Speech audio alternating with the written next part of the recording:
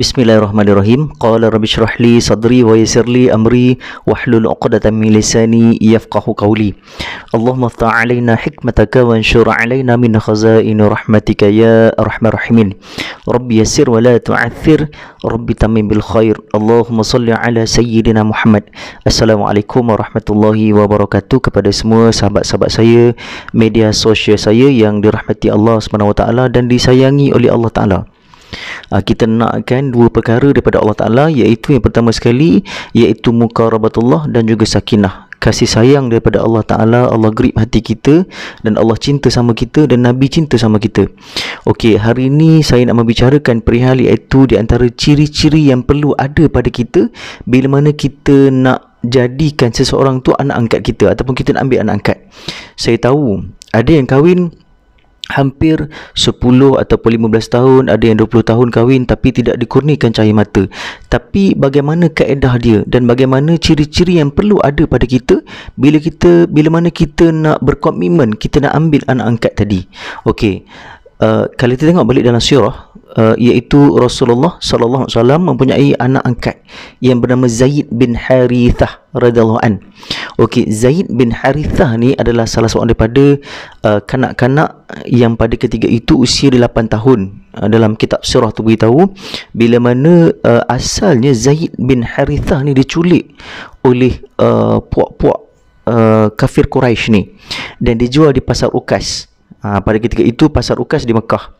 Dan lalu pada ketika itu seorang kabilah ataupun seorang lelaki yang kaya yang membeli daripada yang membeli daripada pasar Ukas tadi yang bernama iaitu silap saya iaitu pembesar Quraisy yang bernama Hakim bin Hizam. Dan diserahkan kepada Khadijah binti Khuwailid. Lalu pada ketika itu Khadijah binti Khuwailid, isteri Rasulullah ni, menyerahkan kepada Rasulullah dan menghadiahkan Zaid ni tadi kepada Rasulullah sallallahu alaihi wasallam. Dan pada ketika itu Zaid ni dipelihara oleh Rasulullah sallallahu alaihi wasallam. Pada ketika itu usia dia iaitu 8 tahun. Comel kacak Zaid bin Harithah ni, sebab itulah diculik, ya. Jadi pada ketika itu Nabi sangat sayang pada dia. Nabi selalu bawa dia pergi mana-mana. Nabi selalu bawa dia pergi kuliah.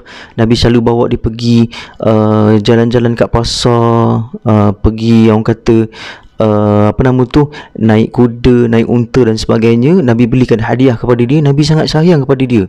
Sebab itulah kita ni, bila mana kalau kita ni jumpa kanak-kanak, kita kena pegang ubun-ubun dia dan cium ubun-ubun dia. Itu sunnah Nabi. Okey, dan pada ketika itu Zaid ni dipelihara oleh Rasulullah sallallahu alaihi wasallam dan semua orang Mekah memanggil dia iaitu Zaid bin Muhammad.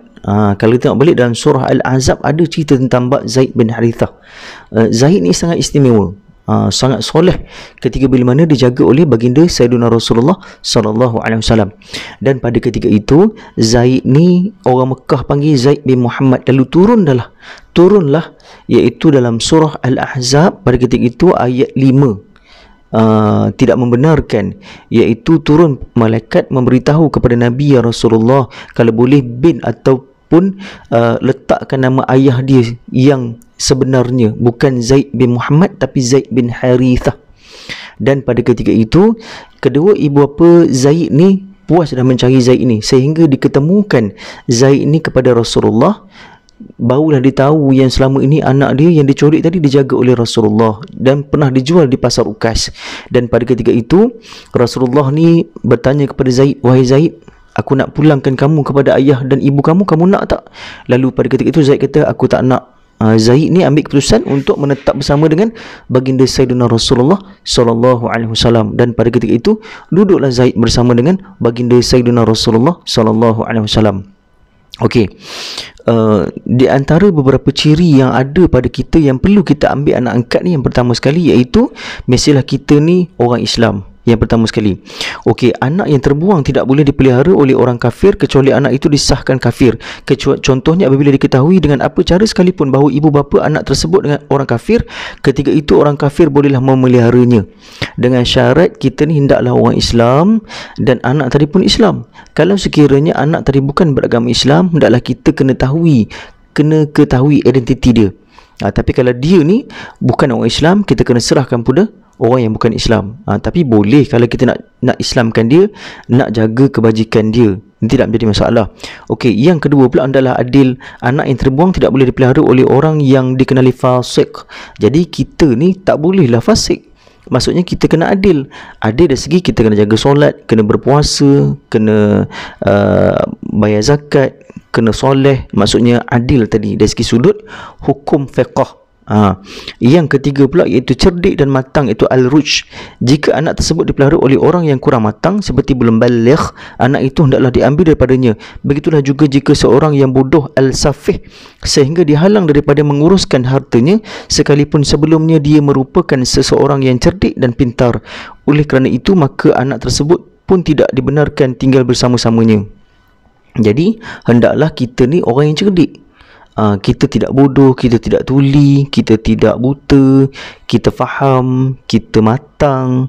Tidak boleh kalau sekiranya kita nak ambil anak angkat tadi, kita sendiri tak balik. Maksudnya kita kena balik. Okey, yang keempat yang terakhir, hendaklah kita bermukim.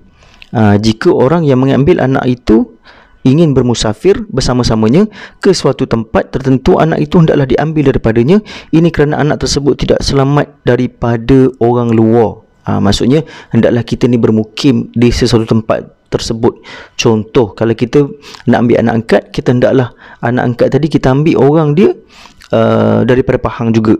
Contoh, kalau kita ambil anak tu daripada Kelantan ataupun Johor ataupun Terengganu ataupun daripada negara-negara lain ataupun negeri lain, susah pula anak tersebut nak menemui keluarga dia ataupun nak menemui dia punya wali dia nanti kalau anak tu perempuan, kalau dia nak bernikah.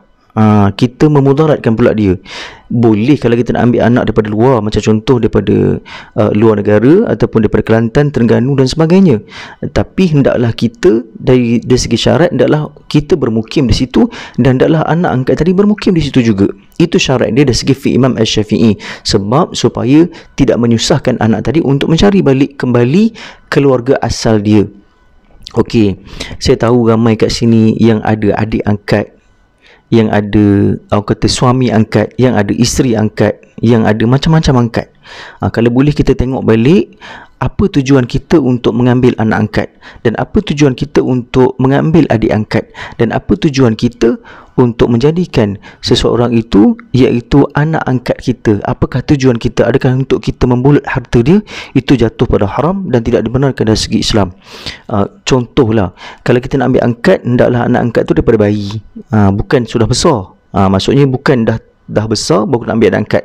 Satu lagi, ada soalan yang bertanya pada saya, Ustaz, boleh tak kalau saya nak jadikan seorang wanita itu, usia saya 23 tahun dan saya nak ambil adik angkat perempuan berusia 19 tahun, tapi apa motif kita nak ambil adik perempuan sebagai adik angkat kita? Kan? Apa tujuan? Lebih baik kita jaga adik-adik perempuan kita yang dekat dalam rumah tu, yang kandung kita, kandungan yang darah daging kita, daripada kita ambil anak angkat yang boleh menyebabkan jatuh pada zina dan jatuh pada dosa besar. Tidak ada tujuan tertentu, melainlah kalau sekiranya untuk tujuan agama, baru dibolehkan oleh syarak, ya.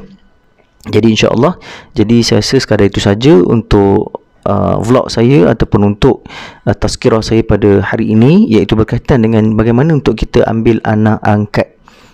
Jadi insya-Allah, kalau kita dah ambil anak angkat, jaga kebajikan dia baik-baik, bagi makanan, pakaian dan tempat tinggal kepada dia, maka hukumnya haram dan berdosa besar kalau sekiranya kita ambil anak angkat tadi, kita abaikan iaitu tanggungjawab kita kepada dia. Anak angkat tadi kita tidak boleh abaikan.